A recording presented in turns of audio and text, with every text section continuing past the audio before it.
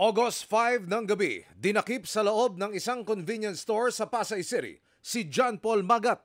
Ayon sa Pasay Police, pumasok sa stockroom si Magat at doon nagsira umano ng mga paninda. Matapos rumesponde sa sumbong ng staff ng convenience store, inaresto si Magat. Ito kasing victim natin, nagpupumiglas.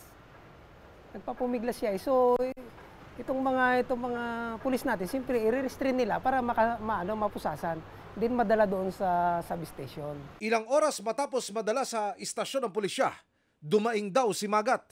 9:23 ng gabi, humingi na ng tulong itong biktima natin na baka pwedeng dalhin sa ospital. Okay. Kasi nahirapan nga siyang huminga. Okay. So sa ospital, dinala siya doon, doon na siya nalagutan ng buhay. Ang lumabas na cause of death ni Magat, asphyxia due to manual strangulation o pagkawala ng hangin sa katawan dahil sa pagsakal. Tumatawag po yung kapatid ko, pinaparusahan siya, humingi siya ng tulong. Kinabukasan, nagreklamo sa Pasay Police ang mga kaanak ni John Paul. Agad na sinibak ang 13 pulis na umunoy involved sa naturang responde. Pakayag ng hepe ng Pasay Police. Through CCTVs, nakita namin yung talagang totoong nangyari. Nakadapa yung biktima natin.